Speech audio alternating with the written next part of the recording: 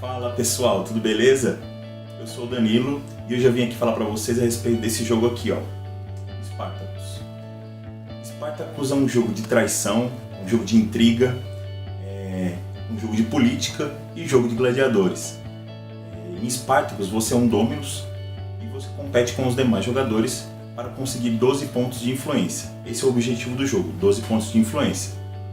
Mas para chegar nisso, você vai trair, você vai fazer alianças, você vai quebrar alianças, vai trair alguns aliados, vai fazer muito blefe, vai testar seus gladiadores na arena também. Quem sabe transformá-la até em um campeão. Eu fiz um vídeo passando rapidamente pelas regras, fazendo um resumo e coisa de 15 minutos aí, bem rápido mesmo, só para ter uma ideia e quem sabe aí se você gostar, se você se interessar até comprar o jogo ou alugar aí com o pessoal que tem para vender ou para alugar. Beleza? Vamos dar uma olhada? Jogo na mesa. Esse aqui é o setup do Spartacus para 4 jogadores, que é o que vocês estão vendo na mesa, tudo posicionado, dados, cartas de intriga, cartas de mercado, tokens para marcar ferimento, tokens de campeão, o ouro do banco e tudo pronto para começar. O jogo ele é feito para você jogar em 3 ou 4 jogadores. Em 3 jogadores é um pouco complicado porque você vai ter momentos que você vai pedir ajuda para outros jogadores, tal. Pode virar aquela panelinha, né? Acontecer de ficar 2 contra 1, um ajudando o outro constantemente, isso pode prejudicar o jogo. Eu acredito que a quantia ideal para jogar esse jogo seja 4 pessoas mesmo. Em 2 pessoas não é viável também, porque em muitos momentos do jogo você vai precisar de ajuda de outros jogadores e você só tem uma pessoa para você pedir essa ajuda, né? Então não tem como. Bom, o setup inicial. Cada jogador escolhe uma casa. Aqui está descrito o objetivo do jogo, são os 12 pontos de vitória. Aqui tem as regras especiais de cada casa. Aqui tem as mercadorias iniciais de cada casa. Um gladiador, 2 escravos, 3 guardas, 10 de ouro. Então vamos lá, posiciono. Tanto os escravos quanto os gladiadores têm seus iniciais, que tem essa bordinha branca aqui, definido, 2, 1, 3 guardas. A miniatura pode ser qualquer uma, apenas para representar. Então, marcador de influência, tokens de aposta, dinheiro inicial. E definir também quem vai ser o jogador inicial. A primeira fase é a manutenção e o jogador deve virar com a face para cima suas cartas de escravo que foram ativadas na rodada anterior e deve também tentar curar seus gladiadores feridos ou o seu gladiador ferido. Nesse caso aqui a gente tem um gladiador ferido, rola um dado. Nesse caso a gente tirou 1, então esse gladiador morre. Se você tirar mais que 4 ou mais, o gladiador é curado. Se você tirar 3 ou 2, esse gladiador permanece ferido. Também é feito o balanço das contas, né? Cada escravo gera 1 de ouro para o seu Dominus, né? E cada gladiador que não esteja ferido custa 1 de ouro para o Dominus. Fase de intrigas, acho que é uma das fases mais legais do jogo. É nessa hora aqui, você vai comprar 3 cartas e aí vai começar o blefe, vai começar a negociação com outros jogadores. Porque muitas vezes você vai precisar jogar um esquema, isso aqui é uma carta de esquema. Você quer fazer um esquema, só que você não tem a influência necessária para isso. Nesse caso aqui, ó, 12 pontos de influência. Meu jogador só tem 7 pontos de influência ali, ó. Então agora é a hora que você negocia pedindo suporte para outros jogadores. Você vai tentar um suporte de alguém, vai oferecer alguma coisa em troca. Quando você consegue que alguém te apoie, você consegue jogar esse esquema na mesa. Mesmo assim, pode vir alguém ainda e frustrar você, ó, com uma carta de reação. E aí você, tanto o cara quanto você, perdem as cartas, né? Ou pode acontecer uma outra situação, alguém jogar um esquema contra você. Aí nesse caso você precisa ter uma carta de esquema para se defender ou então usar uma carta de guarda. A carta de guarda funciona praticamente como uma reação também, né? Para frustrar. Ela é uma reação, só que você precisa rolar um dado. E a carta de guarda só serve para defender de esquema contra você. As cartas de reação, elas de forma geral servem para se defender contra qualquer esquema. Então você vai tentar usar um guarda aqui, se você obtiver sucesso, ok, o esquema falhou ou a sua carta falhou, né? Aí você pode gastar um guarda, 2, 3, quanto você achar que é necessário para se livrar daquele esquema. Então, a fase de esquema é mais ou menos isso daí, onde ocorrem as negociações, um jogador tentando prejudicar o outro tentando se beneficiar. E essa acho que é uma das fases mais divertidas assim, que a gente tem, que é a hora que dá mais briga durante o jogo, é essa fase aí.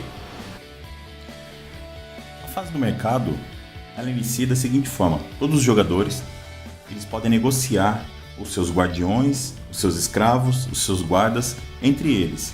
Então é chamado de mercado aberto, então o pessoal negocia à vontade, compra, vende, troca todos os seus itens, exceto cartas de intriga, mas os seus itens que estão na mesa ali, todos podem ser vendidos, podem ser negociados. Quando fecha essa parte, os jogadores recolhem todo o seu ouro, escondem na mão todo o seu ouro e vem para a parte do leilão. Então é colocada uma carta para o jogador na mesa e a primeira é virada e começa o leilão dessa primeira carta aqui, que caiu na mesa. Então os jogadores escondidos, né, com o seu ouro escondido que estava aqui na sua mão, todo o seu ouro tem que estar na mão, vão separar o valor do lance e vão dar um lance. Todos eles revelam ao mesmo tempo, né, o lance, o jogador que teve o maior lance leva aquela carta, e isso acontece para todas as outras 3 cartas, 4 cartas que estão na mesa aí. Quando essa etapa acaba, vem a hora do leilão para o host, para ser o anfitrião. Qual a vantagem de ser o anfitrião? Primeiro que você é o cara que vai jogar as intrigas primeiro que todos os outros jogadores, então isso pode ser uma certa vantagem. E o que eu acho mais interessante é que você vai ser o anfitrião da próxima fase, que é a fase da arena. Então você vai organizar os jogos, você vai selecionar quem são os jogadores que vão participar dos jogos, e por isso tudo você ganha um ponto de influência ainda. Então isso aqui acho que é bem importante, é bem disputado. Resumidamente, a fase de mercado é isso: compra e venda das mercadorias que estão na mão, o leilão dessas cartas que está aqui na mão do jogador, e o leilão também da mesma forma, através de lance escondido aqui do host. Agora é a fase da arena. Chegou a hora de colocar os gladiadores para lutar. Então o host, aquele cara que venceu o leilão, né, na fase de mercado, ele é o anfitrião, então ele recebe um ponto de influência só por estar organizando os jogos. Então ele recebeu o ponto de influência. Esse cara que vai dizer quem luta ou não. Ele tem 2 vagas na arena para preencher. Então ele vai escolher 2 casas, ou até mesmo ele, para preencher, ou até mesmo os guardiões dele para preencher uma dessas vagas. Só que assim, ele pode vender esses convites para o cara ir para a arena, ele pode negociar, ele pode aceitar favor, ele pode receber dinheiro para não convidar algum jogador. Então tem tudo isso que pode acontecer no momento que ele vai sortear, que ele vai convidar as pessoas para entrarem para a arena. Então ele dá uma olhada em cada jogador, às vezes interessa para ele mandar esse cara aqui, ele convida o cara. Se ele não aceitar, ele perde um ponto de influência. Se ele aceitar, ok, ele escolhe o gladiador que ele tem, coloca na arena. Beleza? Parte para um outro jogador, continuam sendo aceitos subornos, sendo aceitos ofertas, e ele vai convidar esse outro jogador aqui. Convidou esse cara também aceitou, ele escolhe o gladiador e coloca na mesa. Ok, colocaram os gladiadores, equiparam, quando há equipamento, eles equipam, colocam as cartas aqui do lado, também de equipamento. Agora é feita a aposta. Então cada jogador pode apostar, cada jogador pode fazer até 3 apostas, com esses marcadorzinhos aqui. Você vai poder apostar um ferimento grave, uma decapitação, ou na vitória do jogador 1 ou do jogador 2. Então você vai apostar com seus dinheirinhos aqui, suas moedas. Pode apostar até 3 moedas. Feita a fase da aposta, agora é feita a parte do combate. Para começar o combate, eu vou dar uma resumida aqui do que é mais ou menos o combate. E só para a gente ter uma ideia do que é o combate, não vou explicar a fundo, mas o combate funciona mais ou menos assim, ó. Os 2 jogadores Vocês devem pegar as quantidades de dados aqui representadas. Então 3 para ataque, 2 para defesa e mais 2 para velocidade. Então aqui tem 3 para ataque, 2 para defesa e 2 para velocidade. E como é que funciona o combate desses caras? Cada um vai jogar a sua iniciativa através dos dados de velocidade. Jogou iniciativa. Esse cara aqui tirou 11, esse cara aqui tirou 3. Então ele tem 2 dados, ele anda 2. Esse aqui também vai andar 2. E vamos jogar de novo para decidir até que um vai alcançar o outro, né? O jogador sempre pode andar e atacar, ou atacar e depois andar. Então vamos supor que eles se encontraram aqui e vai ter um ataque. Esse cara vai atacar primeiro. Ele tem só 3 dados, ó, malandrão. Só 3 dados. Esse jogador vai defender primeiro. Então vamos rolar os dados. 3 ataques. A gente coloca em ordem, do maior para o menor. Maior para o menor. Maior para o menor. E compara. Esse defendeu, esse aqui passou direto e esse aqui passou direto. Quando um dado não tem defesa, se o valor for igual a 1 ou igual a 2, ele passa direto. Ele não causa dano. Esse caso aqui causou dano. Então a gente tem uma defesa e 2 danos. Esse jogador que sofreu 2 danos, esses são os dados dele. Ele tem que tirar agora desse monte de dados aqui, que é o personagem dele, ele tem que tirar esses 2 dados. Ele pode fazer isso aqui, pode fazer isso aqui. Ele não pode zerar um atributo. Por exemplo, ele vem aqui e tira todos os dados de defesa. Não, ele vai ter que tirar de algum atributo e tem que ficar pelo menos essa situação aqui, ó. Essa é a última situação. Isso aqui ele tem que ficar.